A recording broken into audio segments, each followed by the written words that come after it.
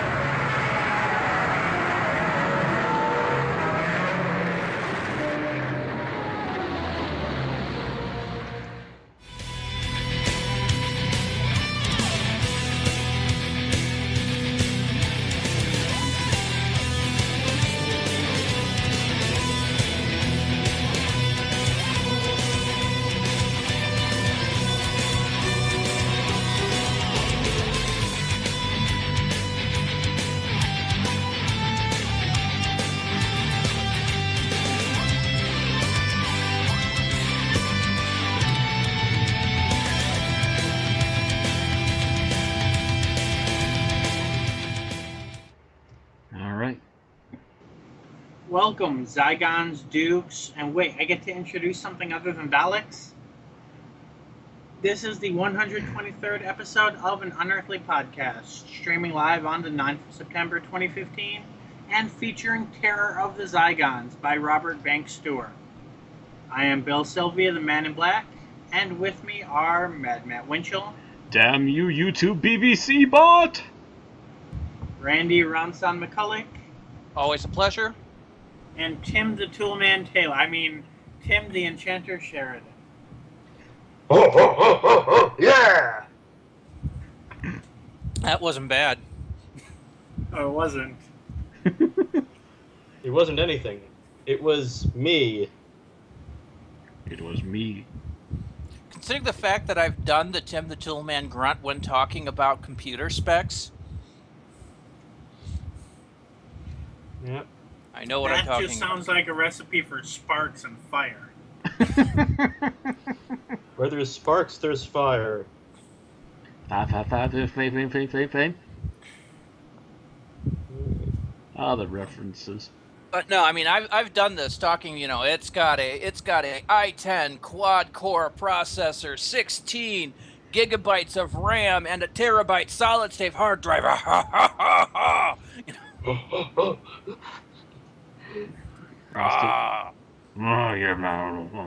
Anyway, we should note that this is actually the finale for this season of an Unearthly Podcast. We're planning on taking next week off prior to the new Doctor Who, which is only a week and a half away, people. Yes. Mark your calendars. Plan your party now. What am I going to do next Wednesday? For a few lucky bastards in Cardiff, it's tomorrow. What am I going to do on Wednesday? I have nothing to do. Millions of dollars so I can get my own Learjet to fly to Cardiff for those premieres. Maybe it'll be cheaper just to pay everyone to have the premiere in your house. Yes, except for I would still have to wait till the freaking what is it, the 19th? Yes, the 19th to see it, while they're seeing it on the 10th. Oh. Well, if you if you kidnap all of the stars and the producers, then they'll have to come to you. Yes, but I'm not a supervillain. I will kidnap all the stars of Doctor Who, and I will ransom them back to the BBC for $1 million. Wait, wouldn't it be £1 million? £1.5 million. £1 million is a bit more than $1 million. Might as well yes, move but on. I can't stress the word pounds. I have to, if I say it, I have to say dollars. £1 million. It just doesn't work as well when doing the Dr. Evil voice. Okay, so shall we move on to the news? Yeah. As it is. Sure. All right, so well, first thing is we've got birthdays, and we want to wish a happy birthday to Janet Fielding, best known to Doctor Who people as Tegan Jovanka, the Fifth Doctor companion, and still being a companion in Big Finish. She turned 62 today. As noted, she is known as the mouthy Tegan Jovanka, and was also, I believe, Paul McGann's agent when he got hired to do Doctor Who. Mm-hmm. I believe so, actually, yes. There are multiple places saying that she was, so. Yeah, and she actually advised him not to take the role. Yeah, that's what I was about to say. While the movie itself was a disappointment, I would still say that he's the best Eighth Doctor ever. Yes. Well, there's really only him as the Eighth Doctor, but he is an awesome Doctor. Now ninth Doctors, we've got a handful of those. Yes, we have a few of those. We have the official one, Chris Eccleston, the almost official one in Richard E. Grant, and of course the completely non-official one, as what is he? Curse of Fatal Death. Who was it? I'm blanking. Rowan Atkinson, I think. Rowan Atkinson. Thank you. I just could not remember his name. And of course, we also have the guy. Him. We also have the guy that Paul McGann regenerated into, in John Hurt. True. So really, you can sit there and deal yourself an entire deck of Ninth Doctors. Also, we want to wish a happy birthday to Martin Freeman, who turned 44 yesterday. He's known as being young Bilbo Baggins in the Hobbit trilogy. John Watson in Sherlock, I take it? Yes. But I know him best as Arthur Dent in the movie version of Hitchhiker's Guide to the Galaxy. Mm-hmm. You know, I knew him from a third thing, but it wasn't like, you know, how IMDb will show what they're known for. All it was showing was Hobbit, Hobbit, Hobbit, Hobbit. Well, that's because that's what he's known for. I don't know, if you look up Sylvester McCoy these days, I bet it says Hobbit, Hobbit, Hobbit, Hobbit. I think it would say, yeah, that's my too. Completely forgetting Doctor Who, which was his big thing from 87 to 89. The thing is, that's the 80s. Yes. I love the 80s. It's today, and they're not knowing about the 80s and the 90s. Well, in my day, video game systems didn't have wireless internet, and we still enjoyed them. That reminds me of the guys that got Netflix to work on an 8-bit NES console. Yes. That's right, they did do that, didn't they? Yeah, it was 8-bit Netflix. Or Yeah. 16-bit, which... Hope you enjoy No, it was still images. 8-bit Netflix with a 4-bit stream, I think. Mm-hmm. All right. Tim, want to kick us off for our Doctor Who news? All right. And now we have news about The Magician's Apprentice. A new trailer has been released for the Series 9 premiere, which will have been seen by a select few fans in Cardiff within the next 24 hours. The trailer features several clips that we had known to be from Series 9, but not from which episode, as well as some additional dialogue. Sorry. Let him we finish. we were just discussing the trailer just prior to the broadcast. It doesn't show a lot of new stuff. It does specify that, you know, a couple of things. The zombie eyeball hands that we've seen in the bigger trailers are now in that, as well as Mr. Liney Face. And Missy presents Clara with what she claims is the Doctor's will, which I'm going to assume is instructions on how to rescue me, because that's how the Doctor rolls. But we're not certain about that. It also means that he knew before he left that whatever he's doing is inherently dangerous. But it does seem to weigh evidence that Missy's actually being a quasi-good guy in this.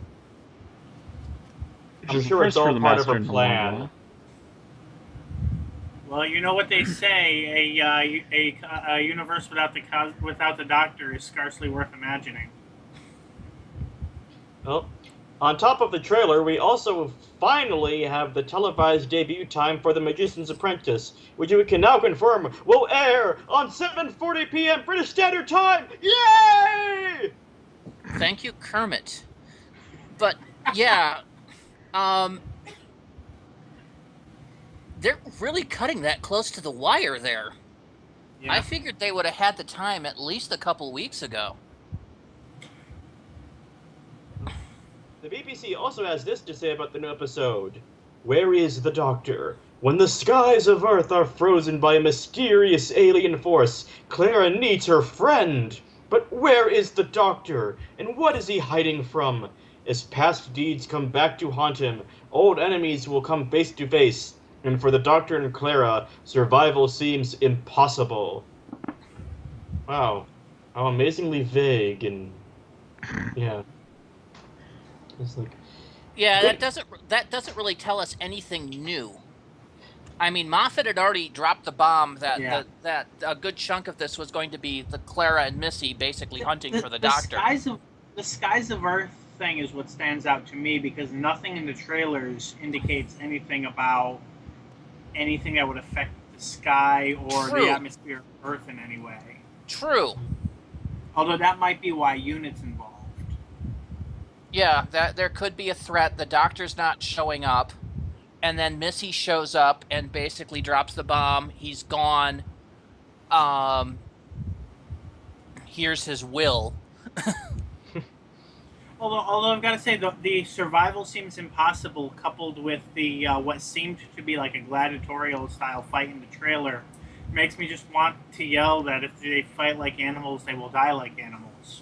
It doesn't to me, but I'm an old Star Trek fan, so I look at the gladiatorial fight and I start going da da da da da da da da da da.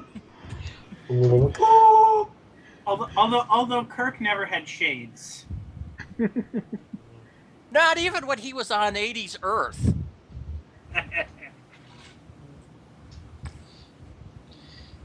You wait, they'll do a time travel episode, like the third Star Trek movie will be a time travel episode and Kirk will wear sunglasses.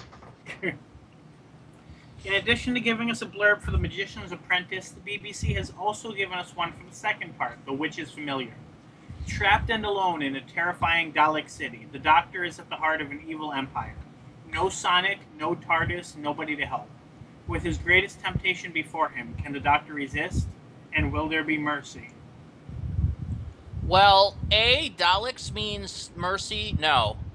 But I will acquiesce. You all were right. I was wrong. Dalek City. It says so right there. Mm-hmm. Maybe I was just so hoping he had found Gallifrey. I was willing to look past the fact that it was, hoping it was Dalek controlled somewhat, but no. I'm not sure if Dalek controlled Gallifrey would be. Well, a city controlled by Daleks on Gallifrey. There were still Daleks on Gallifrey when they did the whole bit in Day of the Doctor, so. Well, we know that the Lord President has probably been killed by a tissue compression eliminator or a laser screwdriver. Let's hope so. If the War Council has been taken over by Daleks, I'm not. Well, that's the particular. We might need Bad Wolf back to take care. Well, that's the of that. particular Rassilon group, though, and that's not the main force, maybe. No, I said. Well, that's then again. I'm saying if the War Council was taken over by Daleks, because I think they were in Arcadia during the invasion, that would be bad. Well, it's also there's always the possibility that the Master and Rassilon came to an agreement. You never know. And we never know. They may not even go any further with that, because the whole Rassilon thing was an RTD plot, and Moffat's not really paying much attention to most of what RTD did. We honestly don't know, but yeah, the greatest temptation before him, though, that really does sound like it has, because what is he most tempted by at this point? Gallifrey. So Yeah. I'm really hoping that's going to be, put big on the line here. Mm-hmm. But let's take a step back from New Who at the moment, and let's go back to Classic Who, because we have a little news there. The BBC has announced... Wait a minute. Didn't we do this piece? No. Kind of. They brought it back. Okay, the BBC has announced plans to release The Underwater Menace. The DVD, which they 3 months ago had announced was canceled, with a new release date of the 26th of next month in Region 2. BBC Shop is selling advance copies for basically £14, while Anike Wills, who played the first and second Doctor Companion Polly, is selling signed copies for £19. Amazon does have a Region 1 version listed, pre-ordering at the rate of $22.50, but this appears to be an old listing from before it was canceled and does not include a date. So we'll keep a lookout for a Region 1 release date. Currently, episodes 2 and 3 of The Underwater Menace are the only episodes of Doctor Who known to be in the BBC archives that has not yet made publicly available. You know what I suspect happened here? The BBC thought they might have gotten their mitts on a copy, a complete or additional episodes of The Underwater Menace, but it didn't pan out. So they put the DVD on hold in case, they would release it and then discover, the next month that they had episodes like 1 and 4. That's possible. I was thinking there might have been some sort of production difficulties and they didn't know when they would finish it. They would have cited that. The fact Not that the fact that they canceled it and said nothing kind of meant that they thought they might have had the episodes, but didn't want to push it, and then it turned out that it didn't pan out. Probably what they found was another copy of episode 2 or 3. How many episodes is The Underwater Menace? I'm thinking it might be 6, but let me double check that. Just because it's a Troughton episode, I want to say 6. But 4. So it's one of the shorter ones. Episodes Okay, 1 and so 4 are the it's ones missing that don't- half. Yeah, it was entirely missing, and 2 and 3 are remastered and should be appearing in this DVD. Okay, but they're still missing 1 and 4, so they might have thought they had 1 or 4, and instead discovered that they had another copy of 2 or 3. That would be my thought anyway, but...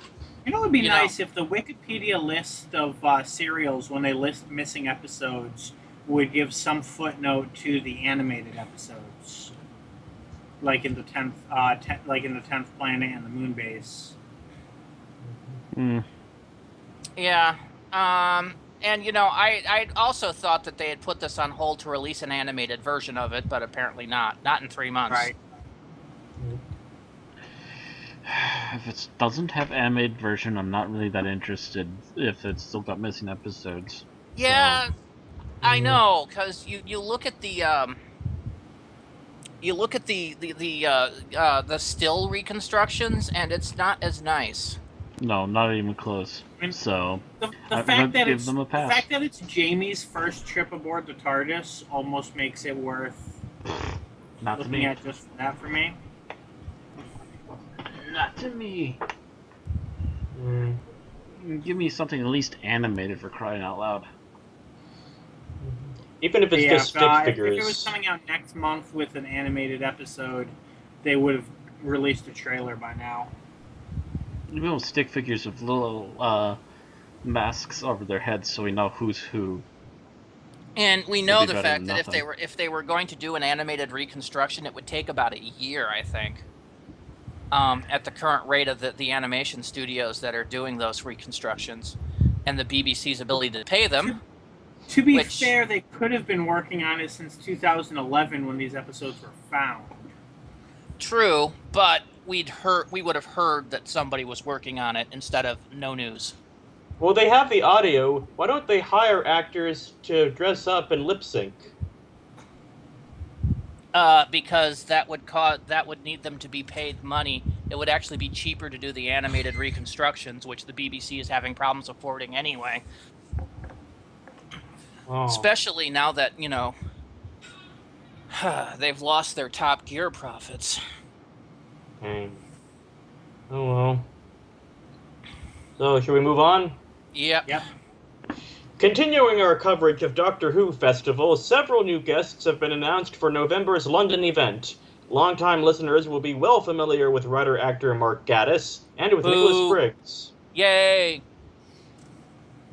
In addition to these two special effects supervisor, sorry, I left out a comma. In addition to these two, special effects supervisor Danny Hargreaves will attend, as well as special presentations by Real SFX Limited and Millennium FX, the current special effects and prosthetic suppliers for Doctor Who. Alright. Okay. Nothing I can really say about that, other than my comments on Mark Gatiss and Nicholas Briggs. Right. Which, we've said all there is to say. Briggs. Many times. Gatiss.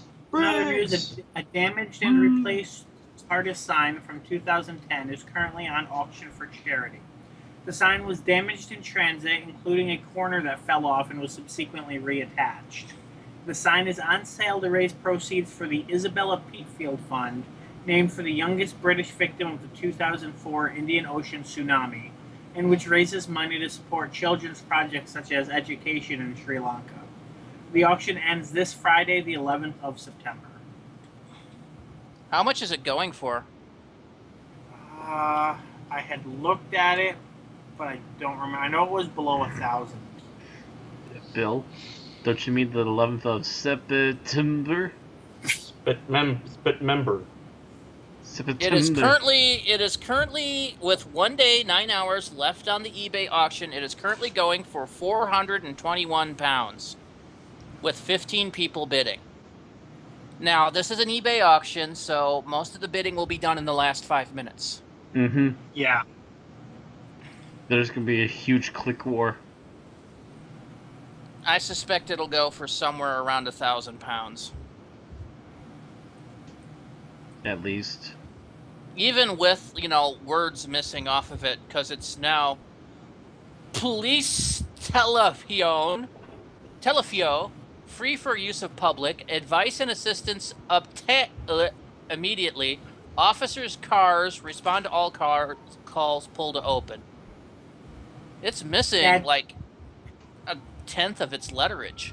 I think it's more for, collector, hey, this was really in the show than for actual, it looks good at this point. Mm-hmm. Yeah, someone will frame it now instead. Yeah, I know. If I had the kind of money that I could use to try to spend on an eBay auction like this, I'd be bidding on it. Just to have, it's a piece of the TARDIS. The actual real-life TARDIS. But not one of the pieces you can use to grow a new TARDIS. Yeah. That would be far more expensive.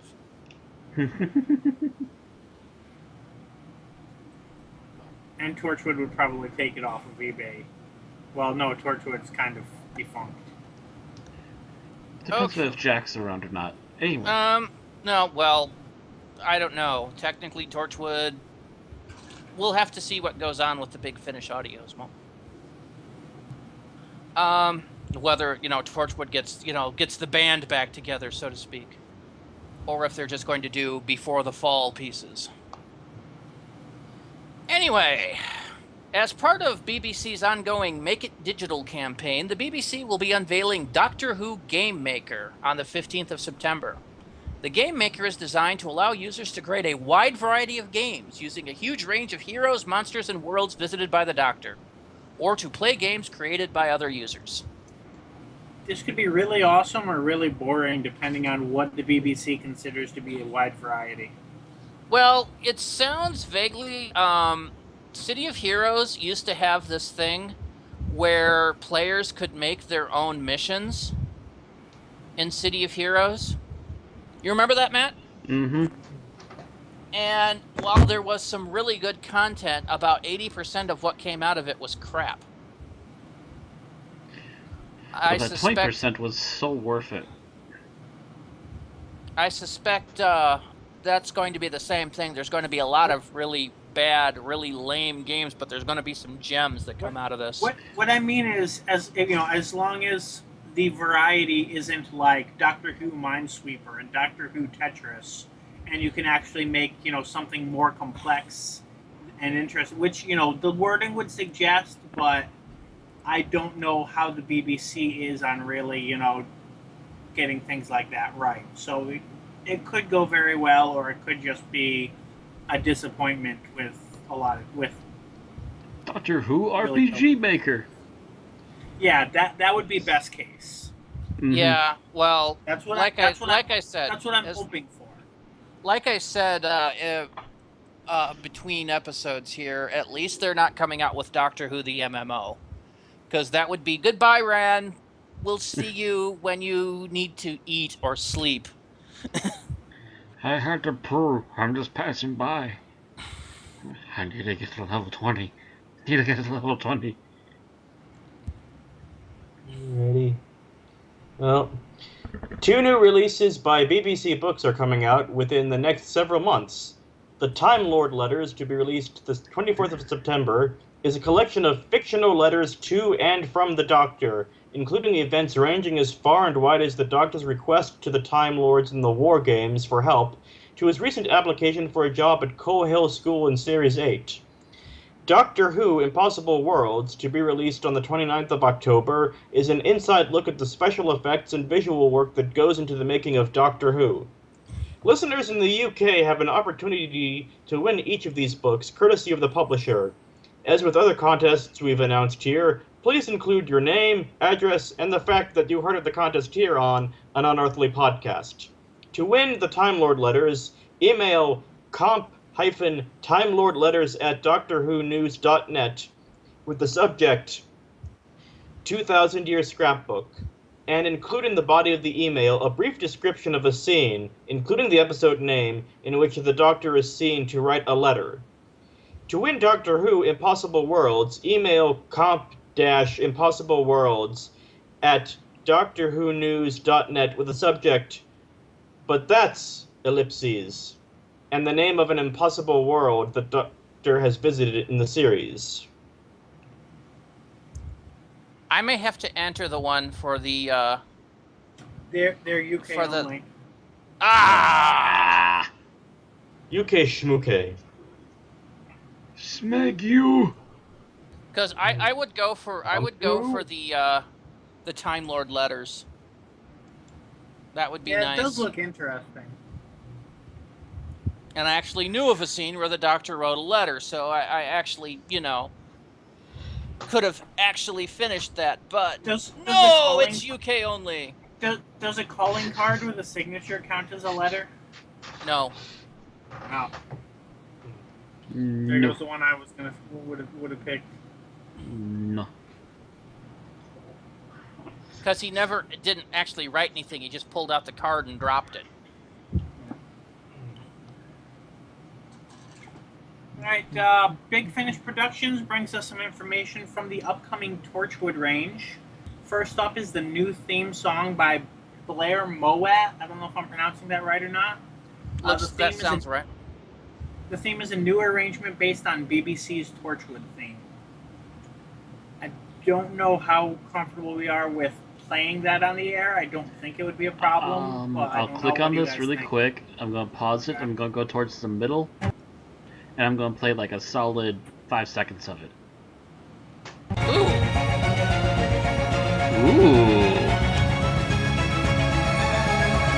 Ooh. Sounds good. Yeah, that's really nice. I will say, on the other hand, if this is Big Finish has been fairly okay with us playing some of their music, so... But yeah, that sounds really good. Yeah, it should be Big Finish exclusive. It seems to be, for Torchwood, what the Light at the End theme was for Doctor Who. Well, Just about. I was always a little under-impressed with the Torchwood theme. Because there was only about 10 to 15 seconds of it you actually ever heard. Yeah. And it was, never really that big to me, but that, has a bit of epic to it. Mm-hmm. I think the idea was because Torchwood was toward an older audience that they would dispense with all the flashy themes and whatever, not realizing how much the older audience loved, having a Doctor Who theme. Mm-hmm. God, yes, we freaking love the Doctor Who theme. It is. I still say it is the most epic theme song ever made. It's probably the I don't oldest know. theme song ever made. See, you say most epic theme song ever made, and I picture the 90s X-Men. Sorry, the Doctor Who theme has the 90s X-Men theme beat. Depends. No, that's not saying that the 90s X-Men theme isn't epic. I'm just saying that Doctor Who's theme song is even more epic. There are very few theme songs that come to your brain as much. The only one for me that even comes close is probably the Lonely Man theme. Speaking of theme songs, I did recently realize that the theme song that I had, well, not that recently, but not long ago, I realized the theme song that I always thought was the Star Trek original series theme was the movies only theme. That was when I started. That was when I ended up watching all of Star Trek in a row that I realized that was a completely different theme. I was going to say there is no such thing as the movies only theme. Because that's Next Gen as well. Yeah, if you're talking about it was an adaptation of Next Gen. Well, Next Gen. The thing is, though, that theme song prior to the Next Gen movies was only ever used in Star Trek 1 and Star Trek 5. Considered the two worst movies of the classic Star Trek era. Funny enough. The second and third movies used a track made by James Horner, whereas the theme you're thinking of is Jerry Goldsmith. Our second bit of news from the Torchwood range is that Eve Miles as Gwen Cooper and Reese Williams will be featuring in the third installment of the Torchwood range, Forgotten Lives. Years after Miracle Day, when Torchwood is but a distant memory for the couple, they receive a phone call drawing them back in. Huh. Woohoo! So that just answered the question I postulated earlier. Yeah. The back, baby! I wasn't sure if you said that intentionally or not. No, I hadn't read your section of the news. Ah. Yeah. So, yes. Awesome. Torchwood. I now have to get these. This does apparently tie in some way to John Barrowman's entry, Conspiracy, but it's not very clear on the details to that. So we'll either have to wait for more detailed information or for the actual audios to come out to hear that. So, Jack, what have you been up to? Well, I went back in time and became Malcolm Merlin.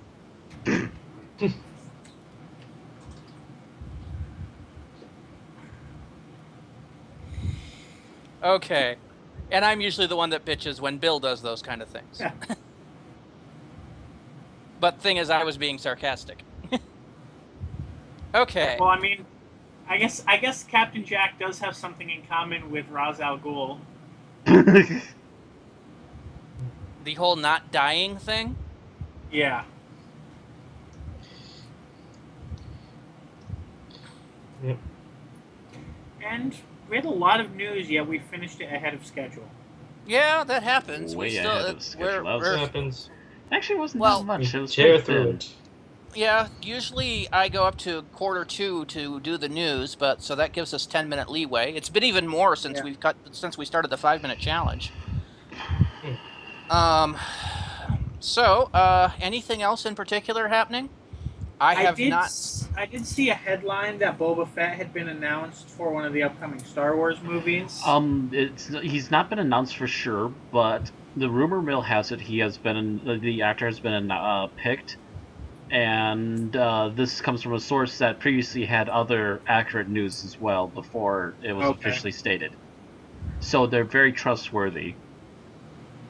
So this is probably for Episode 8 then, which there were rumors that Episode 7 was doing reshoots, but that was confirmed as actually being shooting for Episode 8.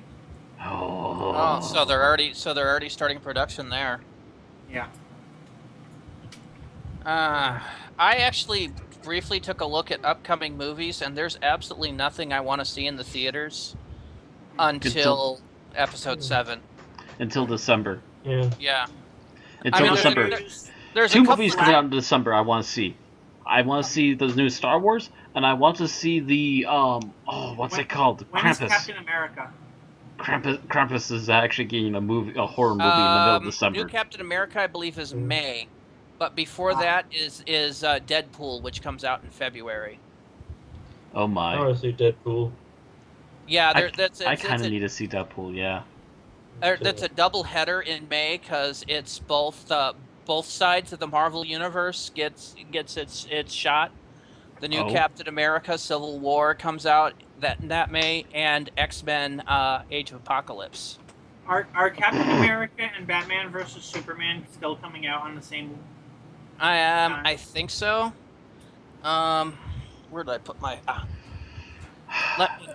Let me take a quick look here because that would be a good movie: Captain America and Batman versus Superman. In the Civil War. Yes. What in a Civil War during the Age of Ultron?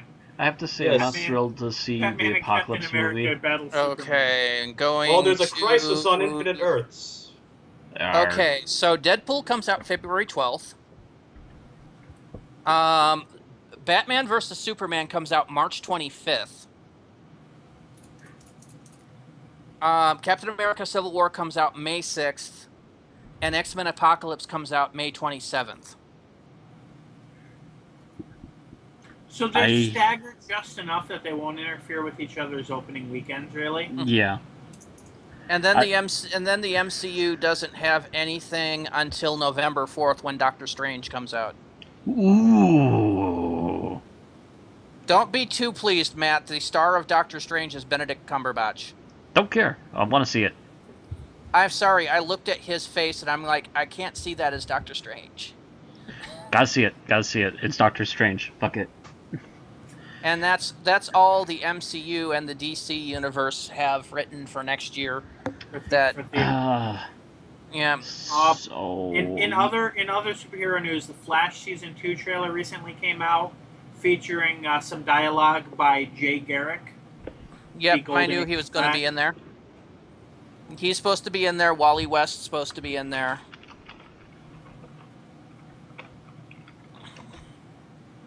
Although apparently they've given Wally West Bart Allen. There was a character in the trailer that looked like Bane, but I don't know if that's who he was supposed to be. Bane was never really a Flash villain, to my knowledge, so it might be somebody else that just kind of looks a little similar. Bane was one of those that traveled around a bit, so it's possible that they've borrowed him. But they borrowed a couple other Batman villains, so why not? Yeah. I mean, didn't they have the Clock King in there, and he was a definite Batman. Calendar ban. True, but we can pretty much oh yeah, okay, yeah. Well, Clock King they had him in Arrow, right? They had him in Arrow, and then he got transferred to Central City, and there was a Flash arc with him. Gotcha. Because I remember he held, he shot, what's-her-face's boyfriend, and held her and Joe hostage in the episode. Okay. I'm not going to say how it resolves, but... Right. Especially since I can't remember. Zack Snyder recently replied to rumors that his son had been cast as Robin, saying, no, that's not the case. I'm not sure if there's any other recent news, really. No.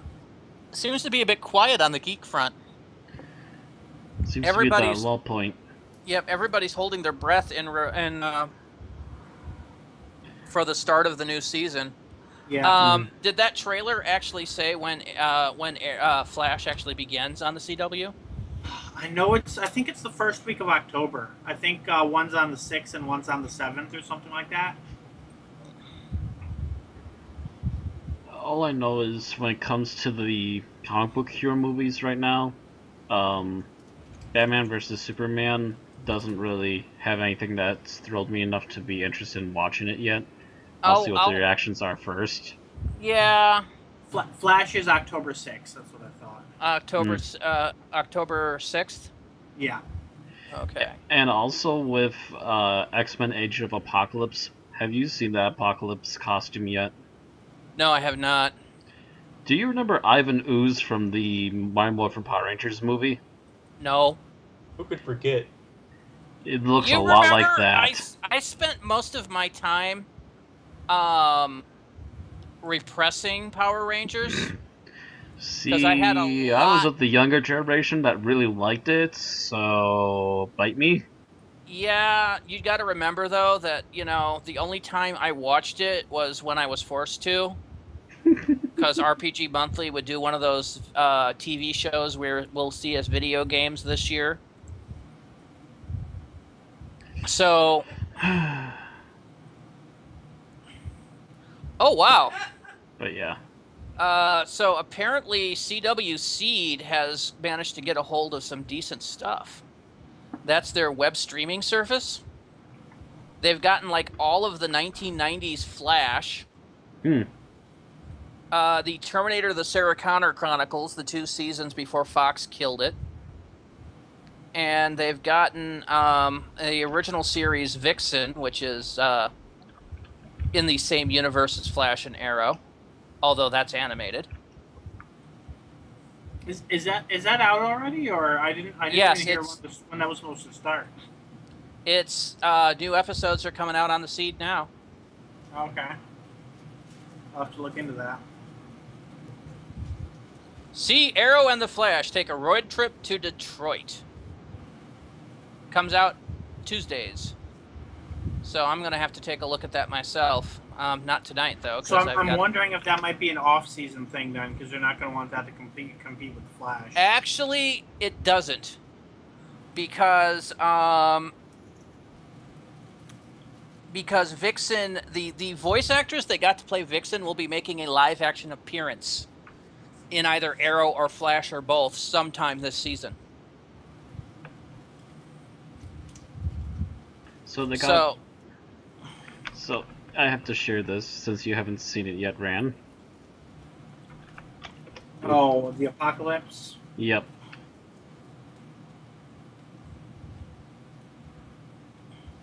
They got Storm pretty good, and they got Psylocke really good, but then there's Apocalypse. Are you sure that's supposed to be Apocalypse? Yes. Everyone has been saying that as Apocalypse. It was stated by Fox that it was Apocalypse. I'm wondering if that's a stand-in for CGI work, though. Knowing them, no. They don't normally have a detailed stand-in. Well, you know, if that's, you know, the face itself might be redone in CGI. Actually, here, I just found another image. And this looks like a finished image.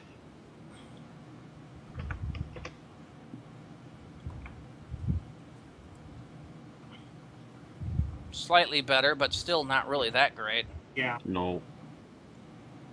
When cosplayers can make a better Apocalypse than you can, time to scrap the idea and just put it back to bed. Oh, that reminds me. Another piece of news. Well, I guess speaking, this normally would not qualify. Who's the guy on the other side? You mean the guy in the red? Yeah. Not sure. Because if that's Betsy, I'm wondering if that's Brian. But he is wearing blue, red, and white. That might actually be Captain Britain. If so, I'll have to watch this movie on general purposes.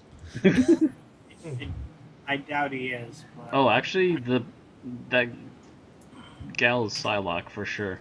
Yeah, I know. Who's Betsy Braddock, Brian's sister? Oh, what's that? Actually, I found another image that goes further down. I'm not sure. That almost looks like a Magneto helmet. Boop.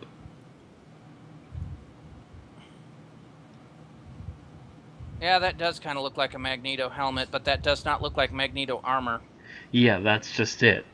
That doesn't quite match. But in other superhero news, apparently Tommy Wiseau, the director of The Room, has come out saying that he wants to do a Fantastic Four movie. At this point, Apparently fuck it up people are more so than anyone broken else. by Fox that half of my Facebook feed has come out in support of this idea. at this point, you got to look at it going, they can't do any worse. No, you can't. So, by the way, that's supposed to be Apocalypse. Here's what you can see at a convention for Apocalypse.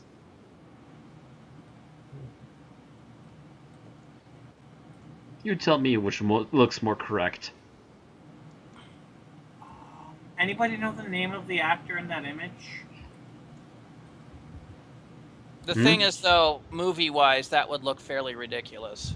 I don't care. Oh, that's it right. looks He is right. holding a Magneto helmet. But yeah, they could have used some of the things from that.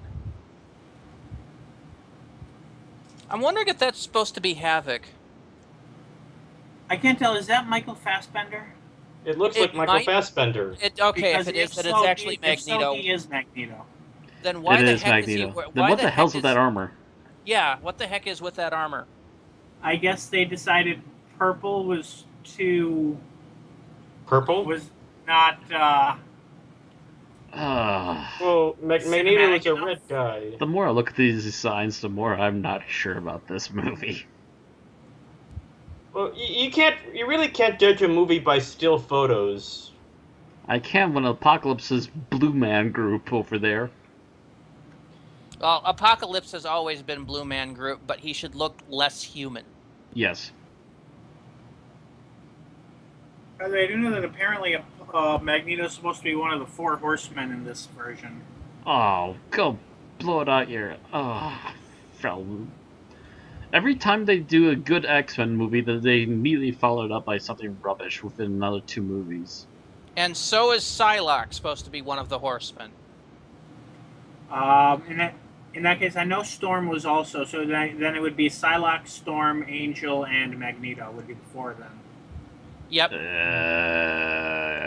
And that means that of Apocalypse's horsemen, they got 1 right. I shake my head in disgust. No. Angel at least better be frickin' Death. They better make him Archangel. That's the whole purpose. Yeah, they better. Let's see. Who's it going to be then? Would Magneto be War then? What is it good for? Absolutely nothing. But that leaves Psylocke and Storm. Okay. Storm would be Pestilence? Or Famine. Or Famine.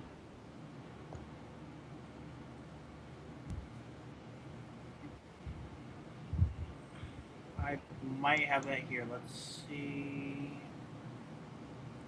Oh, also Jubilee is supposed to be in this. Yep, Oh, cool. played by Lana Condor. I have no idea who she is, but at least she looks somewhat the part. According to the cast list, you've got James McAvoy returning as Professor X, Michael Fassbender as Magneto, Jennifer Lawrence as Mystique. Those are all returning. Oscar Isaac is Apocalypse. Nicholas Hoult is Beast. I think he's returning from the previous. Mm-hmm. Rose Byrne as Moira McTaggart. That's interesting. Olivia Munn as Betsy Braddock, Psylocke. Evan Peters as Peter Maximoff, Quicksilver.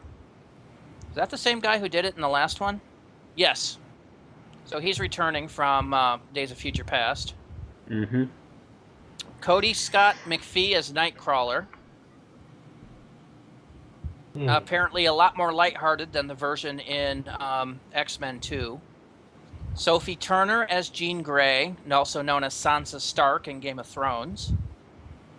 Ty Sheridan as Cyclops. Alexander Shipp as Storm. Lucas Till as Alex Summers, Havoc. Josh Hellman as William Stryker, who I believe is returning from the next one. Lana Condor as Jubilation Lee. Ben Hardy as Angel. And Stan I don't Lee think in they've the cameo. announced which horseman will be which because none of the sources I'm seeing include that information. Only the names of the four. Hey, he shaved his head. About time he shaved his head. Ooh, McAvoy? Mm-hmm. Well, it's time he starts looking like Professor X, because each one of these is like 10 years apart. So the last one was the 70s. Now we're getting into the 80s. And yes, people, we're just killing time before we do the review. Yep. Which Got we about might, 5-10 yeah, which we minutes. might as well start because we probably have some things to mention about Yeah. the episode other than. I will say this before we start. James McAvoy with a shaved head looks very much like Lex Luthor from Smallville. He kind of does.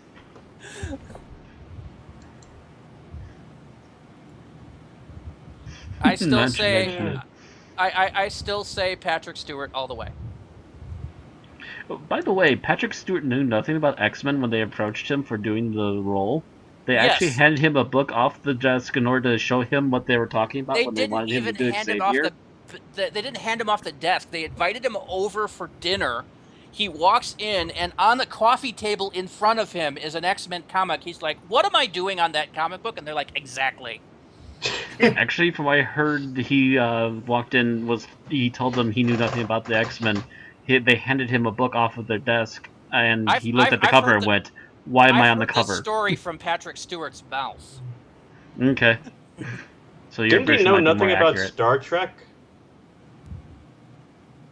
He knew a little about Star Trek, but not a lot. But mind you, he was also a very classically trained Shakespearean actor, so that entire first season of Next Generation, he was exceedingly uptight as an actor. And of course, everyone else was goofing around, between takes and having fun, and eventually he kind of had a snit fit. And then, after hitting that edge, he came down and realized, you're going to be doing this for the long haul, so you might as well have fun with it. And that led to the Patrick Stewart that we all know and love today as the guy that does, CIA director, Bullock, or on American Dad, and a few voices on Family Guy, and mostly, a less uptight person than he was in '86. Yeah. By the way, Nightcrawler looks pretty decent.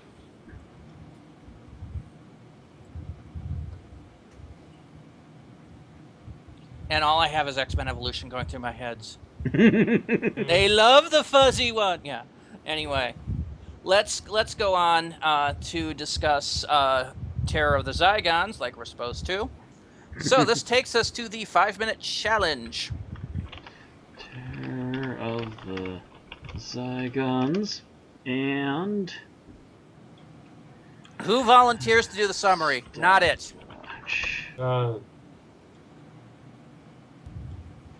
When was the last time I did it? Was that last week or the week before? I'll be honest, I was planning to, but I did not study whatsoever. I watched the serial, but not in a way that I could try and describe. Oh, good grief. I suppose I could do it. I'm surprised Erin isn't threatening to do it. She's not on the podcast. That's true. That's right. I can't sleep. Anyway, it is not me, because, I'm going to get it confused with the novelization, and there's enough differences there that I don't want to make that mistake. And Randy will go cross-eyed, try to remember. So you're sure you don't want to try it, Bill? No. I'll let you have it if you want it. Come on. You don't want me to try it. Alrighty, I guess Randy's gonna have to stopwatch for me then. Okay, give me a moment. Let me bring up the title screen, and it'll be a surprise even for the viewers. Can you put a link to the stopwatch? I don't have it on this computer. Oh. I thought you just had a stopwatch. No. I could do it on my phone, but it takes battery, and my phone is hemorrhaging power these days. I know that feeling. Compared to my old cell phone, this thing dies so quickly. I need to recharge it like every day. All right, you ready, Matt? Let me bring the title card back up. You got Okay. four episodes to cover. In 5, 4, 3, 2, 1, go. We start the beginning of the story at night at a oil platform, which suddenly loses signal, and then it suddenly starts to shake and shimmer. The man inside that we originally saw trying to order haggis also starts yelling over the radio for SOS, and before too long, the platform falls over and explodes. The next days, presumably, the doctor and crew appear in a forest outside of one of the local towns, which is apparently in Scotland, and they head over as soon as they can, hitching a ride with one of the local dukes, apparently. He drops them off in town, and they meet up with Unit, who at this current point is investigating the rash of constant oil platform destructions that seem to be going on along the coast. The doctor first is unwilling to do anything, but when the brigadier mentions the fact that this is going to cost lives, the doctor finally laments and goes, "Okay, so what do you want me to do?" The doctor slowly starts to put together that obviously this is something alien because the kind of damage it's doing, it's beyond most normal humans, and when he sees one of the pieces of wreckage, he notices that apparently it's a giant teeth. And upon doing a cast and pulling out the plaster of Paris, it very obviously looks like two very sharp giant molars. So whatever it is a huge animal, and it's somehow being directed towards these things, which leads to even more evidence of the fact that this is under some sort of alien influence. The entire time they are being observed by a pair of darkened eyes, which we quickly find out are the Zygons, and they are not very happy with the Doctor, as he seems to be quickly catching up with them, despite the fact that they managed to only barely keep a step ahead. I'm trying to remember a little bit of the middle bit, but I really honestly can't remember too much, other than the fact that at one point, I can't think of his name. Harry. Harry at one point finds one of the few survivors of the platforms, only to get shot and rendered unconscious for a while. Sarah Jane watches over him, but is attacked by one of the Zygons, who is hiding as a human nurse. Apparently, the Zygons have the ability to hide themselves as humans, and have picked a select 4 or 5 people so far that they want to keep captive, and try to keep reusing them as bodies that they can hide out as. They wanted to make sure that Harry didn't remember anything. However, Harry did remember things, and they kidnapped him and took him to the UFO, while also trying to hide away Sarah Jane for a little bit. The Doctor finds her, but is also sealed in a air chamber with her, and they try to suffocate the both of them, as far as I could tell was going on in that scene. The Doctor, with a little help of meditation practices, manages to make Sarah calm enough that the both of them could survive until the rest of the unit caught up and managed to find them. The Doctor slowly lets Sarah Jane out, and they can finally go look for Harry. They start to put together the fact that they are controlling the Loch Ness Monster, as it has been dubbed, which is actually an alien monster from the Zygons' home planet. They use it to try and crush the Doctor as he's putting things together, including the fact that they are being watched, and takes the signal for the creature out into the middle of nowhere and barely manages to dodge being killed by the Loch Ness Monster. The monster no longer has a signal to work on, so the Zygons figure that the Doctor must be dead and call it back once again. They follow this, and they also figured out where the signal was also coming from Loch Ness, and decide to have their investigation near the castle, because it seems like the most obvious place to work from, and being the closest building. They figure out very quickly that the Duke is also one of the Zygons, and that he has obviously been captured, and they are being kept alive, which is what allows them to continue to hide as humans. The Zygons decide to take off, as they have one more final plan to attack mainland Britain. There is actually a meeting of of some kind. I want to say it's a part of a power group. something to do with energy and so forth. But it's a huge meeting, including the Prime Minister are actually all going to be there. Which is why units is quickly assembled to keep safeguard because they know that the fake Duke is running around somewhere and is actually a Zygon. The signal for the Loch Ness Monster is also being put there, and they managed to save the Doctor from the Zygons who caught him during their renegade run through the castle. The Zygon ship is blown up, and they also freed all the people who were captive. While also proceeding to this meeting, they manage to find the last Zygon in the basement. The Doctor takes the signal piece from the Zygons and manages to throw it back out to the sea and let the monster destroy it, before it then would proceed back to its normal homestead, which would be the Loch Ness. The end.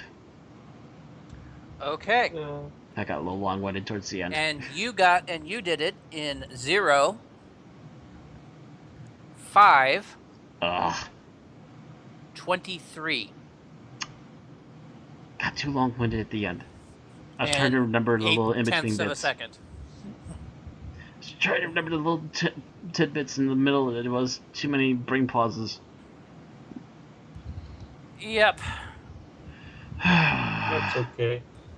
Because I backtracked at least twice to remember the things I'd completely forgotten and skipped. Now, the reason I mentioned that I did not want to do this episode, like I said, is because when I was first introduced to this episode, I was introduced to the novelization of it. The Target Books version, which was called Doctor Who and the Loch Ness Monster. And there were some editorial changes made. One of which was the fact that the Zygons actually had a paralyzing sting, which they used on people. Which is not available in this. Another difference is when the Brigadier talks to the Prime Minister. In the novelization, the Prime Minister is a man. And in the episode, he goes, "Yes, ma'am." This is very interesting because this was actually written in 1975. And at that time, Britain had never had a female prime minister. They would, however, have a prime minister 4 years later in 1979, when Margaret Thatcher became Prime Minister of England. Although, as the unit episodes may have been set in the 80s, may because it's not consistent, it would have been Margaret Thatcher if the episode actually is set in the 80s. However, the creators of Doctor Who in 1975 had no way to even guess that. Generally speaking, what we guess is that unit time is like 5 years in the future. At least.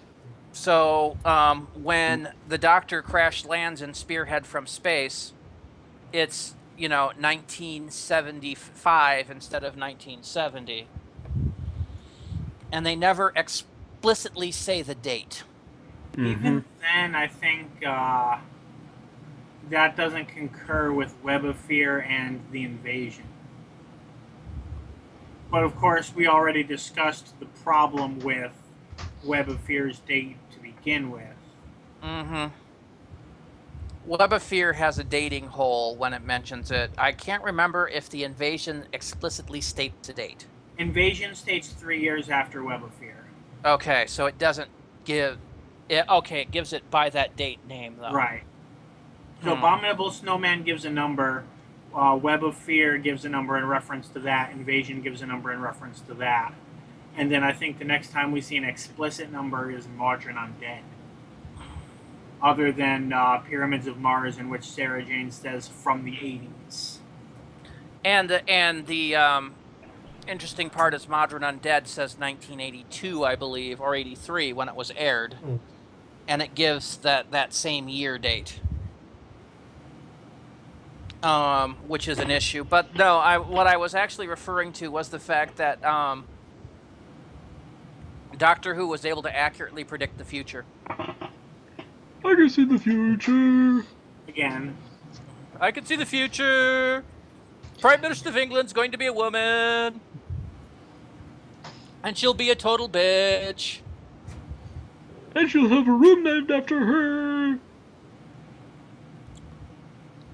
Margaret Thatcher is not one of the most liked prime ministers of England. If I remember correctly, there was a lot of resistance against her by the end of her period. As I recall, yes. As a matter of fact, I do watch a few YouTubers who are British, one of which is a girl, and she has mentioned that they look kind of poorly down upon Margaret Thatcher, so they're okay with Margaret Thatcher jokes. No pun intended, Ran. No pun intended. I just couldn't remember at the end of it. What was it, 1990 that she stood down? Yeah. Yeah. Yeah, by the end of the 80s, I believe there were some anti-Thatcher references in like the final seasons of Doctor Who. Supposedly, There was an yes. episode about it at the very least. Yep. Happiness Patrol. Mm-hmm.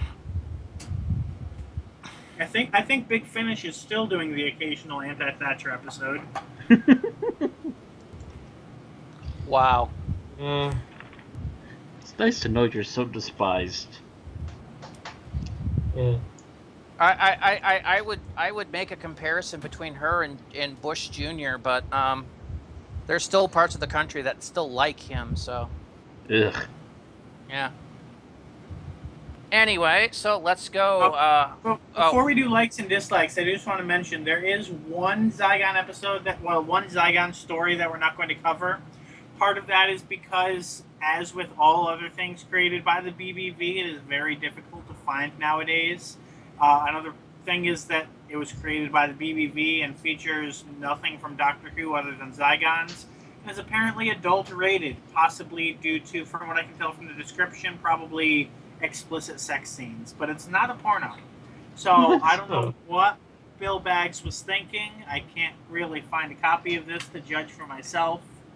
It's called, let me get the full title here, just so I'm saying it right. Zygon When Being You Just Isn't Enough. About a Zygon that forgot he was a Zygon and a woman he meets. Okay. So, the plot summary seems very interesting, but we are not going to be touching that. For good reason, I think. Yeah. Not unless we somehow manage to burn through the entire backlog of Doctor Who episodes, the entire run of Big Finish audio. Oh, it's worth noting just because the DVD itself came out in 2008. Apparently, it was believed to be influenced by Torchwood. However, it was made in 2003 and just took that long for them to publish it.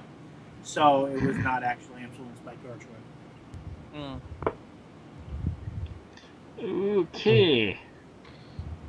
Yeah, like I said, we will cover that if we go through the entirety of Doctor Who Classic, the entirety of Big Finish audio, and every other unfinished work before that. I.e., when hell freezes over, because I think at that point we will be old and gray. Well, Yes. for us to do every Big Finish audio, we'd have to be doing these probably twice a week. You can start making your own openings at that point, bucko. No way. Well, if I think that's one of our Patreon goals to eventually get there, but we don't have Patreon patrons right now, so. Hint. Yeah. If you like the show. Please patronize us. Okay, so let's go on to our likes and dislikes. I really did not need that in my brain. So, what did you like about the serial? Let's see, there's only 4 of us, and Matt, you're still first. Kiss the Zygon.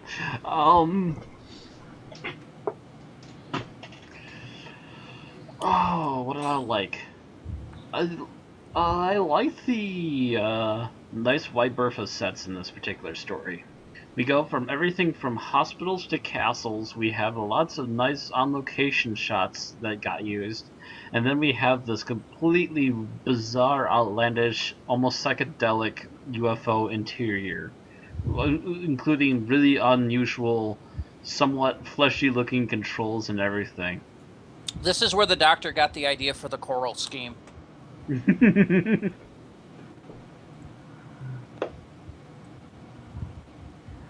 Yeah. Just a nice wide berth of sets. Yeah, it is a nice array, because a lot of this, I think, was actually done on location in Scotland. For some of it, yeah. Which, is not that much of a location shot. Because that's just, a 2-hour drive, more or less, maybe 3. Did they actually visit Loch Ness? Maybe. That's the question. I actually do not know. Did they do location shooting at Loch Ness, or did they find someplace close enough? I mean, there's a ton of lochs in Scotland. Yep.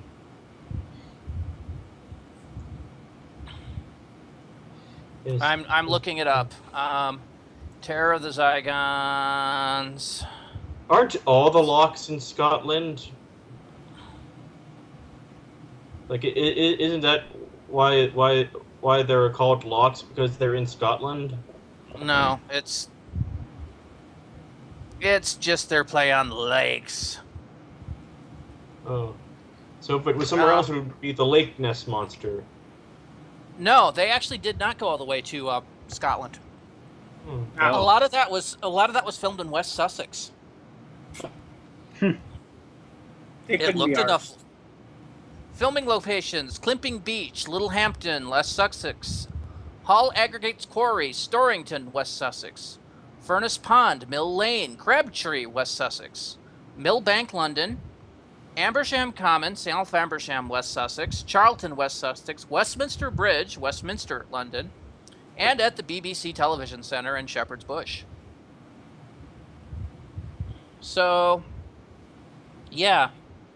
They managed to make it look like Scotland, and I'm only saying this because I've never been to Scotland, but it was convincing to me. At least they found enough people who sounded Scottish, I guess. Oh, I'm sure there's no shortage of Scottish actors. Probably. I mean, if you go over here, it's hard to find Scottish actors. The best Star Trek could find a Canadian that would do a passable Scottish accent, but in England, I'm pretty sure there's quite a few Scottish actors that they can hire as extras. Yeah, they hired some of them as Egyptians, too. So, Bill, speaking of you, what did you like? Speaking of me, what? You opened your mouth and you're next on my panel. Okay, Speaking of you, I'm going Loudmouth. to say the atmosphere throughout large portions of it just comes off as a very functional mid-70s horror movie. Other than, if it wasn't a Doctor Who episode, I could see, with this atmosphere, it's standing on its own feet as a sort of Invasion of the Body Snatchers clone. Bill, welcome to the Hinchcliffe era. True. A lot of episodes come off as a 70s horror story. Because that was what Hinchcliffe was good at. My complaint is going to be something that was rampant in the 70s as well, so it's only fair. All right, Tim, how about you? What did you like?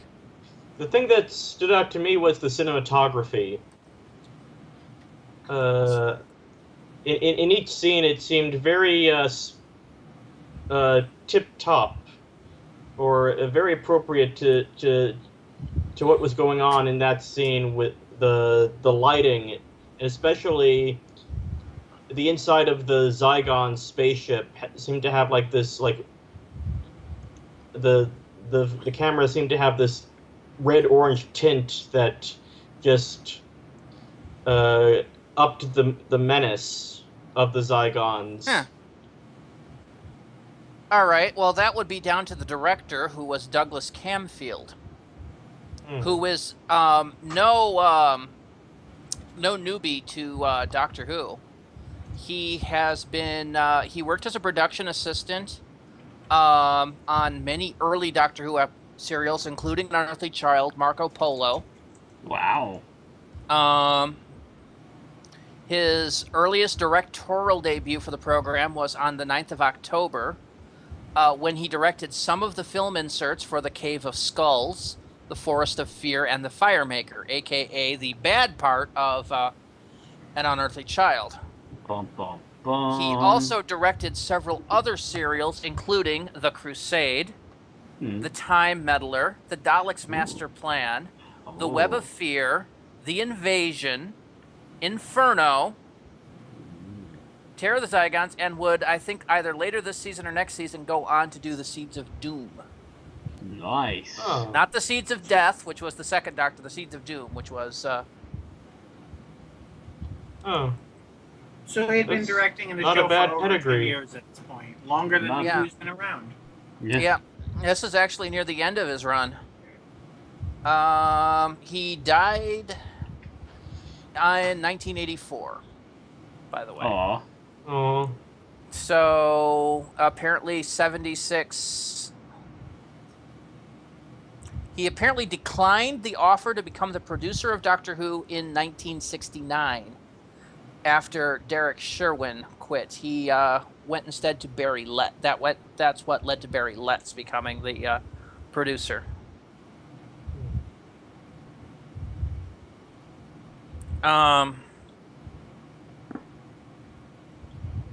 Apparently there was a in-joke to him in The Web of Fear, where the wrapper of a chocolate bar that Driver Evans takes from the platform vending machine is seen to read Camfield's Fairy Milk Chocolate.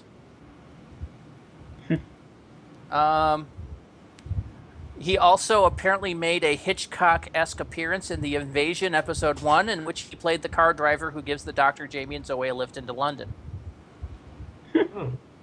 Unfortunately, this is one of the episodes that's missing, so no telesnaps exist either, so that there's no visual record to what the scene would have looked like.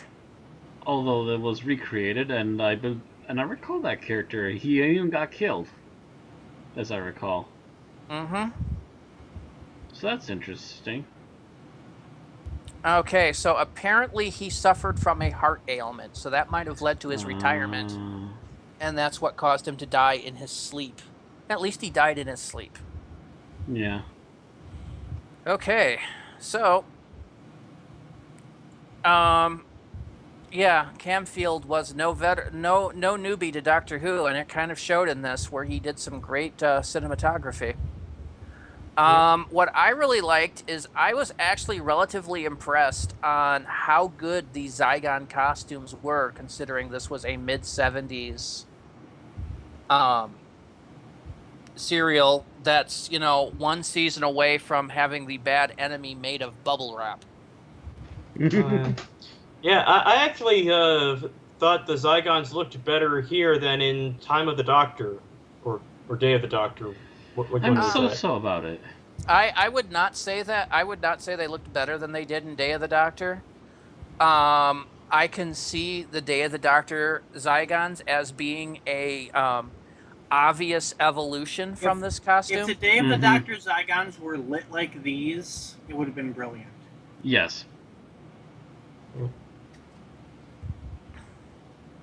Sadly, they didn't have the chance to do that kind of lighting all the time. So the face work in the Day of the Doctor Zygons is better, but the fact that these had fully articulate faces was very impressive considering 1975. And the fact that you can tell in some sequences, if you look very closely, that they don't actually have like any spirit gum or anything on them, that's actually a pretty solid craftsmanship for a mask. Yeah, this was back when Doctor Who had a budget, ladies and gentlemen. Yeah, they could afford to blow up spaceships and show it on screen. Yep. So I was quite impressed with these costumes. Like I said, just the season before, we had the Vern larvae, which were basically bubble wrap. So, which, at the time, bubble wrap was still a new technology. Yeah, they got away with it barely at the time. Nowadays, we kind of look at it and kind of snicker. But yeah, if you actually heard what actually went on set, you'd snicker even more, because apparently lots of lewd popping sounds.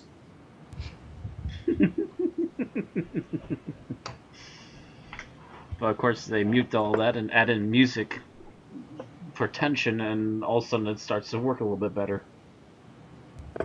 All right, so what didn't you like, Matt? Oh. Some of the bits towards the middle can end up being a little bit sluggish. Yeah, and that was my complaint as well. Don't get me wrong, they at least found something to do, but it just seemed like at points they were just running around in circles for a bit. Just trying to find something to pad out the story a little while longer, just to make it the full 4. Mm-hmm. Actually, Yeah. no, it wasn't even full 4. It's 2 episodes, wasn't it? What? No, this was 4 episodes. This was 4 episodes. I don't know what I'm thinking. Okay, yeah, it was 4. All right. Yeah, I agree with you. I kind of lost track in the middle and started playing with my phone. I think Bill, that's when I was editing the opening. what? Oh, this is not something that's exclusive to this episode, but I'm going to have to go with the sound mixing. There were definitely areas yeah. where I had to turn things way up just to hear people. Meanwhile, the music was loud enough that other people in the apartment were complaining. So, definitely, I mean, this is something a lot of serials in the 70s and probably the 80s as well suffered Yeah, from. But that signal sound in particular for was me. loud on Oh my god, yes. annoyed the crap out of me. Oh, and the spaceship sound. Oh my god. I kind of feel happy that at least even the characters on screen kind of acknowledge it's awfully goddamn loud, because they're all covering their ears. All right, Tim, what didn't you like? There's not much I did not like about this episode. I'm racking my brain trying to think. I think one of the things I could say was kind of thinking was the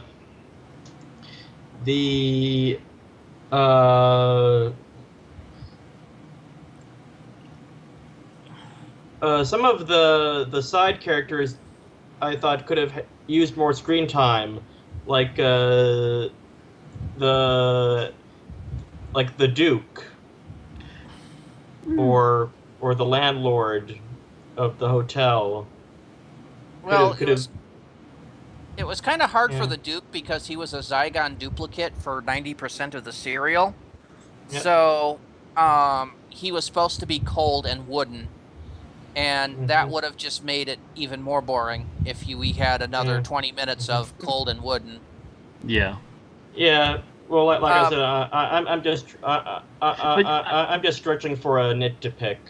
But yeah, I will agree that the innkeeper probably should have had some more time, because he was actually kind of an interesting character.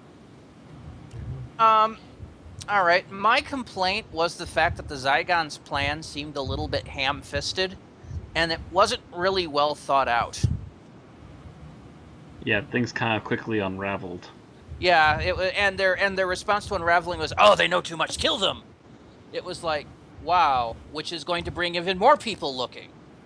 yeah, Well, I think their hope was that even though it'll bring more people looking, it'll be too late by the time they actually fully go through with their plans. It just seemed to be that they were reacting more than they were proacting, which was kind of not good when you're hatching an evil scheme. The good guys are supposed to be reacting to your I think proacting. my number one problem with them was they assumed too much.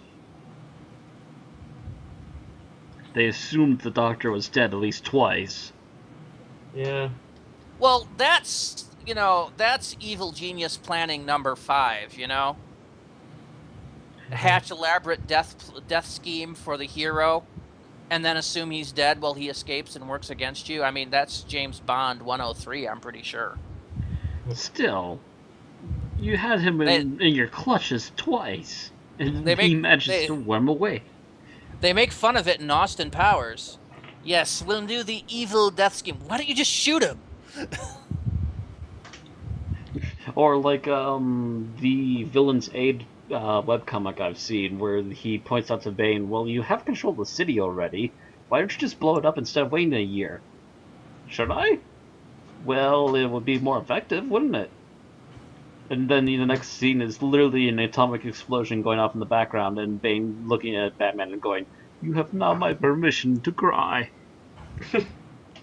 Well, you know, I'm pretty sure it's a do not do in the evil overlord list somewhere. It's like, Do not Yeah, assume your there's a enemies rule. are dead. They all always come back to bite you. But that was my complaint, was the fact that it just seemed to be that they were, you know, they had one plan and they couldn't adapt too well with it getting interfered with. Mm-hmm. Okay, so Kind of ironic for shapeshifters that they can't deal very well with their plans being changed. yep. So scene that you liked, Matt. Oh.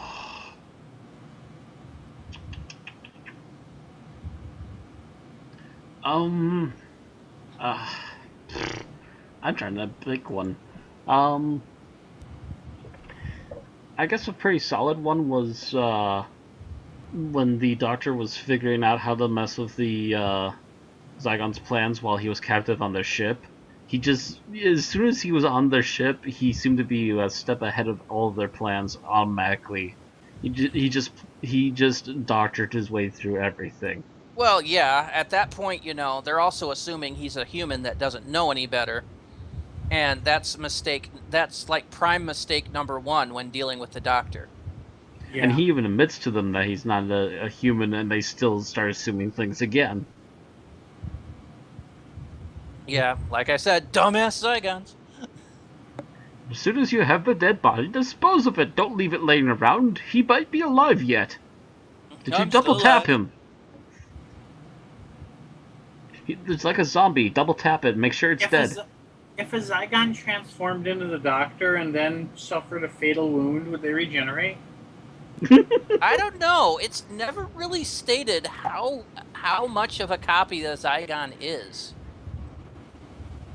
I think that would be very interesting. We've never actually seen a Zygon mimic the Doctor, have we? We haven't seen them mimic the Doctor, and we definitely haven't seen them mimic any Time Lords. So, Of course, you know, that kind of would be kind of cool if we know the Zygons are going to be a big thing if we actually get that answered this season. Would be interesting. Watch this pull something interesting, like the fact that we see the Doctor. You know, we see Clara and Missy find the Doctor in episode 1, go through half the season to the episode where the Zygon, and discover that they've been dealing with a Zygon duplicate the entire season. I would not put that past Moffat. And I would like to state that if they do have that, I want that listed for my next year when we do the Series 10 predictions, that I predicted that. Or it's revealed that the Doctor has been a Zygon the entire show. I doubt they'd do the entire show, but the entire season would be cool. Or, Anyway. yeah. Scene that you liked, Bill. I'm not sure if it's the first one we see or not, but there's a clear scene where you very clearly see either a Zygon transforming into a human or vice versa with the red effect and everything. And I just thought that was a really cool scene, and it really felt like part of the 70s horror movie vibe.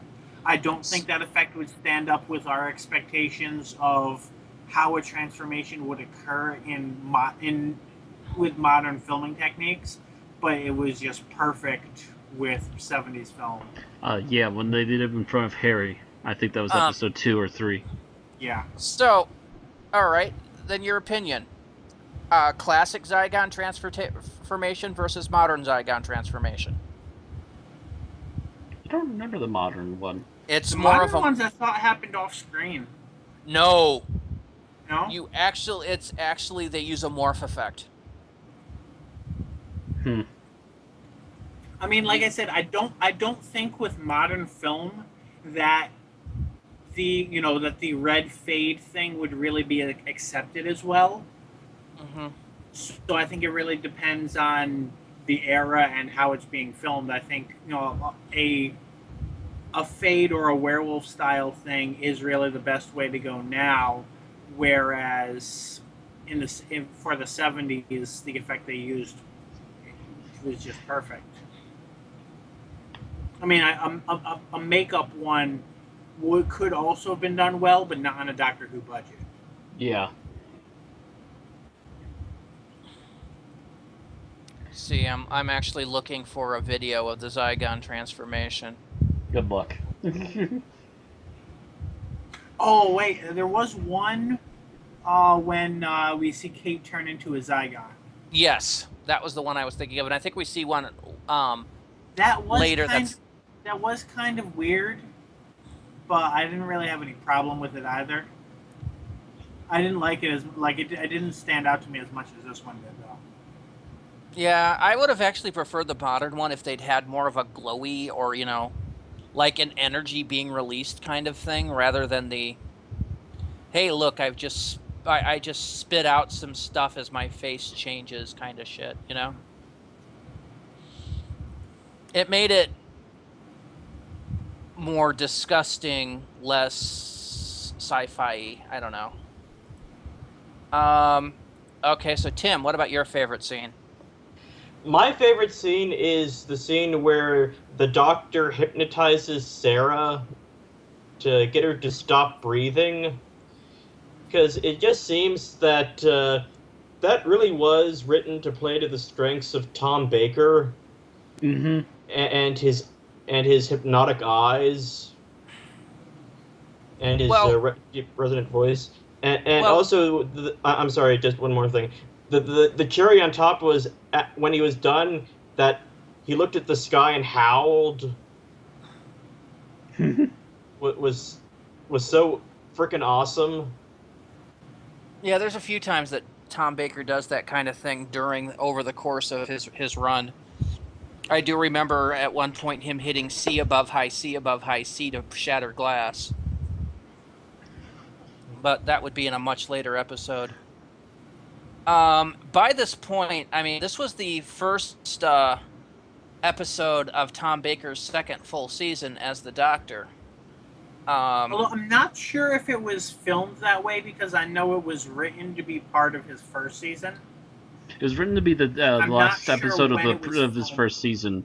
However, there was some sort of complication, so I had to wait, and they filmed it later. Okay, for I wasn't the beginning sure of if the it first season. I had to wait or the poster was, so it was the filming Either way, itself had to wait. By this point, the writers have had one full season. Because I believe Robot was the first of the new season. That's right. Right. Yep. So I think that season was a serial shorter than the normal Tom Baker season. Well, other than that, they had a full season.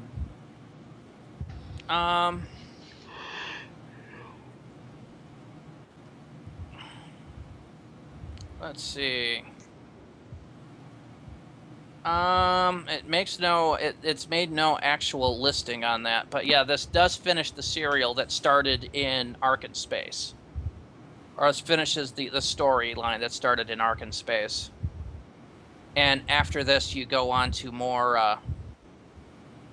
ad hoc stories, not a continuous storyline. For a while. This was written by somebody new to Doctor Who. I think Robert Banks Stewart.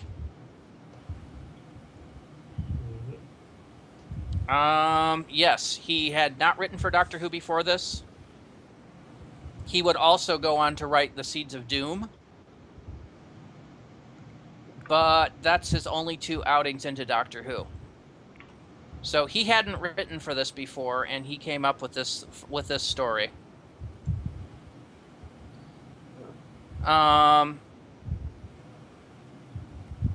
So he did a pretty good idea of gauging how Tom Baker would act.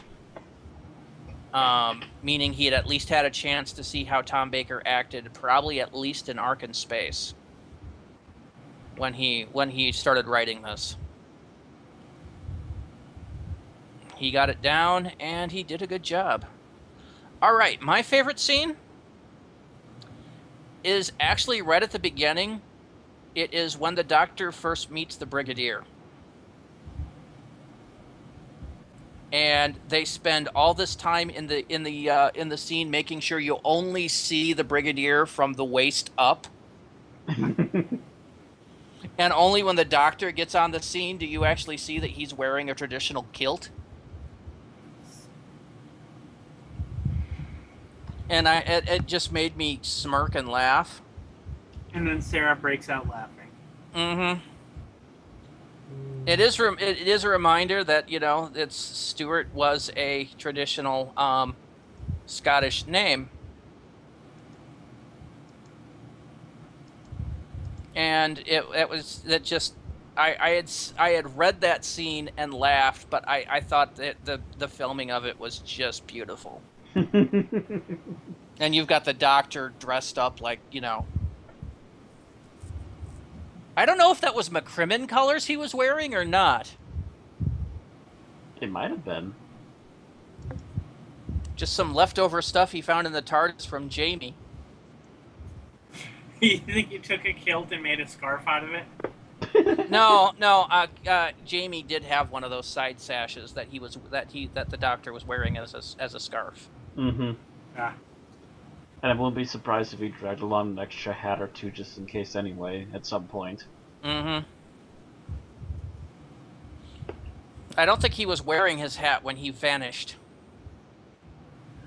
Maybe not, but he might have quickly grabbed it on the way. You never know.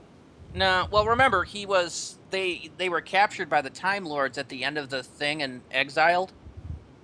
Unless, I'm talking about getting to the TARDIS, not when he left. No, he had it. He had the hat at some point during some of the episodes, so we know he had the hat.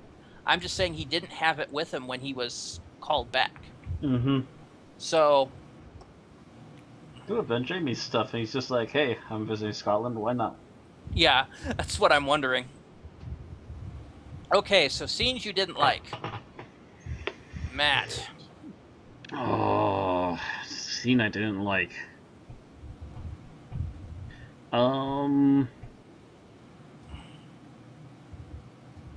think in particular, the one scene that didn't make a whole lot of sense to me was the one where they let Sarah poke around in the library in the castle on her own.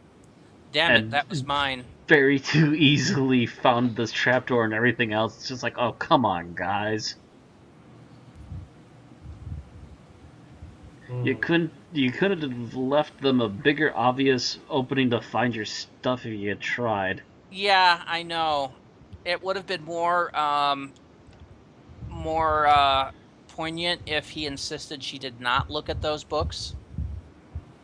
And then she snuck around, did it anyway, and found out that it opened a trapdoor. Mm-hmm. That would have made more sense than yes, go ahead, we'll even get you a ladder. That way you can actually hit the book that opens the door. Yeah. I have to share that one with Matt myself. So, Bill, what was your least favorite scene? I'm gonna go with, you can probably argue against the logic, but it just annoyed me when Zygon Harry is talking to Sarah Jane, and he's not even trying to come up with a convincing cover story, and he's just basically, yeah, it doesn't matter when I talk to the Doctor. I'm just going to act really suspicious and see if you do anything about it. Yeah. That was also pretty weak. That was, if the point is that you can change your appearance to look like everybody else, have a plan.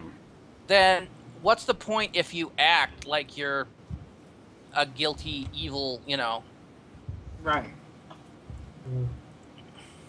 You could have at least been, a few minutes ago.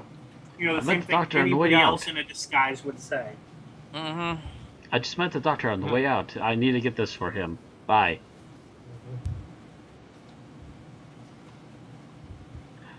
Actually, better yet, he could have said, I met him, Doctor, on the way out. Come with me, we're gonna go since we're all together now. And, knocked her out or something. That would have been smarter. Mm-hmm. That actually shows up a lot, I think. People disguised as other people and not acting at all like the people they're disguised as. Or not thinking their ideas through beforehand. Yeah, I think that's part of my thing on them being rather ham-fisted and not adapting well was, was Zygon Harry being absolutely, hi, I'm obviously either a fake or mind controlled. Yeah. So that was part of my issue too. Tim, how about you? What was your least favorite scene? My least favorite scene was the scene where Sarah finds Harry on the ship, and Harry says, "Sarah, open the door. Put your hand to the panel." And says, "Are you you?" "Yes, I am." "That's good enough for me." "All right." Well, I think he had like a pet name for Sarah that only Old he girl. really. Old girl. He Oh. constantly Usually- cheesed off Sarah Jane that he referred to Yeah. her as old girl. Because he did it repeatedly through Ark in Space and through. I remember at one point she threatened to hit him. Mhm. If And- actually that might have been Attack of the Cybermen, because I think it was are you all right, old girl? If you call me old girl one more time, I'm gonna something. Yeah, and that was actually supposed to, and then this was the final payoff to that. Are you you? Oh. What are you talking about, old girl? Oh, okay then. Okay. Only Harry would call me that. Okay, Harry, you're out of here. Now the thing is, if the Zygons worked like they did in Day of the Doctor, That shouldn't have been a giveaway. yes, but Exactly. they didn't. The Zygons at this point only transferred appearance, not memory, which Or at was least kind they of didn't try to Transfer the learn memory memory. to do anything with it. yeah. Which They was didn't kind try of to stupid. study their people that they copied enough. Yeah. The villains were beat because the bad guys did not do the research. So you're slightly off, Tim, but you're not completely wrong that shouldn't have worked. Mm-hmm. Because if the And- Zygons were any good at what they were doing, that shouldn't have worked in the first place. But that's going the same thing with did not do the research. Mm-hmm. So it all kind of ties together. Well, the Zygons that's just it. kind of meh. That's just like when the doctor asks Harry if he's himself, and he's like, "What do you mean?" And he's like, "Well, that answer is good enough for me." Technically, yeah, the Doctor did that. Like, I think at that point he's just like, "Well, I know that the Zygons are clueless, so they probably would have fallen for that question." Although that does remind me of the first X-Men movie. You know, with them dealing with Mystique, the shapeshifter, and Cyclops goes to Wolverine. How do I know you're How do I know you're you? You're a tool. That works. But yeah, it was just enough of the personality went through that she knew it was them. All right, so I'm going to state that my least favorite scene, since the ones I wanted were taken, was any scene that had that signal beacon in it. Oh, God.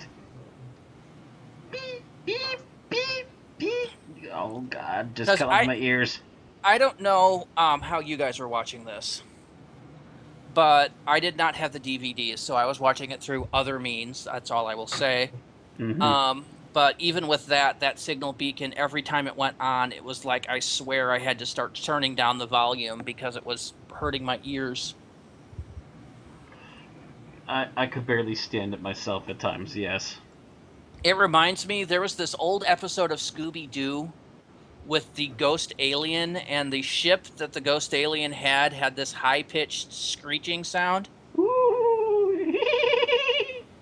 Not the laugh, not the laugh. The ship itself had this Oh. high-pitched, sounded Oh. like a cicada on crack. And it annoyed the hell out of me. And this kind of hit that same level. And I never thought I would compare anything in Doctor Who to Scooby-Doo, but There we are. In the 70s, no less, too, so it kind of matches up. The circle is complete. uh, Who just to do? The hoodoo. Yeah. Voodoo voodoo? Voodoo You voodoo? do what? You do. Hoodoo voodoo, you do voodoo. You do what? Right with the babe. Yeah, that's all Classic Who would have needed was some David Bowie. Alright, so final thoughts. We brought in ladies the and gentlemen. viewers.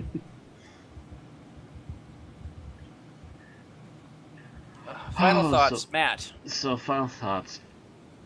There's some logic problems with, in particular, the way the Zygons react to things when things aren't going to plan. Outside of that, the designs and a lot of the actual main plot works really well. It just feels like we could probably edit episodes 2 and 3 together and probably eliminate a lot of fluff that didn't need to be there. All right. Is that Outside of that, it's a pretty solid episode. Still a good story. all right? Bill. Well, it's not the most epic episode of all time, and the villains definitely could have used an upgrade to really be a serious threat. But at the same time, it was a very very atmospheric, very enjoyable episode. Hit the right moments of funny and scary. Well, probably could have been a bit scarier if the Zygons knew what they were doing, but altogether, above average episode. All right. Tim. I freaking loved this episode. This was the best Tom Baker serial I've seen. I love the Zygons were very scary in this episode, and the companions were served a purpose, and none of them were annoying, and I love the character of the Brigadier, and the best part about this was the blue screen effects of when when the Doctor goes out on the balcony and he throws the signal thing and it says fetch, and there's the Loch Ness monster. It's like, okay, I think I just nerdgasmed right there. Anybody, whatever they showed the Loch Ness monster, did anyone else have a Toho Studios flashback? Why do you think my opening was with the Godzilla roar? They really should have asked Toho to do Guy in the rubber suit for them. I don't know. What they did worked good enough. It could have been more effective. Go on, Tim. Or were you done? I think I'm done. Ranting. Okay. Or not ranting, raving. Okay, so scores, Matt. Oh, wait. I'm sorry. I forgot to give my final thought. Yeah. I got caught up in Tim's. I forgot to give mine. Oh. Anyway, this is a very indicative episode of what is considered to be one of the most classic eras of Doctor Who, the Hinchcliffe era. It is the start of what would be many, many, many horror-esque serials that would take place over the next 2-3 years. It is also one of the last serials to include the Third Doctor era issues of Unit, the Brigadier, and them. They would appear in one more, but this would be the last serious Unit serial. It is also Harry Sullivan's last serial as a companion. There's a lot of things that I like about this. It does have its distractions on the other bit of the hand-fisted aliens. But other than that, acting and directing is top-notch. It is a good serial. All right, Matt, rating. Sets and costume work are superb for 1970s, so this already brings up to about a 3. Bring in a whole bunch of the big old crew we used to have back in the day. That brings up another notch to about 4. And then we spice in a nice little taste of Tom Baker. I gotta give this at least a 4.5. All right. It's just this side of perfect. If it wasn't for a few story fixes, it could have easily been a 5. All right, Bill? I'm still on the fence, and I don't know if I'm inflating this or not, so I may end up switching this, but for now, I'm going to say a 4.0. Okay, 4 flat. Right. All right, we cannot get Erin's score as Erin did not have a chance to watch this serial. She's been very busy. Work has been giving her weird hours. So, Tim, your rating. Cool aliens, well-written story, well-directed, and Tom Baker at his best. Give this a 5-star for me, and I'm going to give it the 3rd Sheridan Uber Cool Golden Seal of Excellence for the Loch Ness Monster blue screen effects. Okay, so the way I rate, by the way, I start at a 3, being average, and I subtract and attract based on what I see. And acting and directing are pretty nice on this. Special effects are nice. However, I do have to detract a bit on the writing, as I did think it was a bit slow in the middle, and I found the villains to be ham-fisted and not adapting well. So I think everything said and done, I have to give this a 4 flat. So me and Tim on the high end. And with only 4 of us reporting, that gives it a 4.375. Well above average and just a little bit above good. And we'll see where that holds up as I sort the data. But yeah, that Loch Ness Monster was cheese-tastic. I just wish they would have had a little more time to actually show them on screen, but I'm sure that was constrained by budget. That puts Terror of the Zygons at number 17 Whew. on our list. It is just below just above the 3 Doctors, which got a 4.3 solid. And it is just below Destiny of the Doctor, Smoke and Mirrors. Actually, it's tied with that. But that puts them both just below Rise of the Cybermen, Age of Steel. And Very the 11th nice Hour. company. Yes. Extremely That, by the high way- and very good position. And since we're recording extraneous numbers right now, that puts our average rating for stuff for our 4th season at 3.72. And that's for all of us. Tim was our generous, averaging out to 4.0 in his ratings. Matt was our next highest, giving a 3.9 average. I was the next highest with a 3.7. And Bill and Aaron both gave 3.5 averages. Well, we did dip below the medium mark, so it must have been a pretty good season. Well, this season consists of nothing but Dalek, Cybermen, and 1 Zygon episode. Well, other than the regular series, That of also, course. No, regular series was done in season 3. Yeah. I'm trying to remember if Enemy of the World. Oh no, wait. Yeah, if Enemy of the World and the Christmas specials were in this one or not. Last Christmas ended our last season. Oh, okay. Enemy of the World and Web of Fear was before that. So we started with spare parts with this. Yes, Okay. we started with spare parts, so this is nothing but... So it was literally Cybermen, Daleks, and Zygons. Yep. Oh my. Oh my. Oh my. Now, you've just got our season label for season 4. Cybermen, Daleks, and Zygons. Oh my.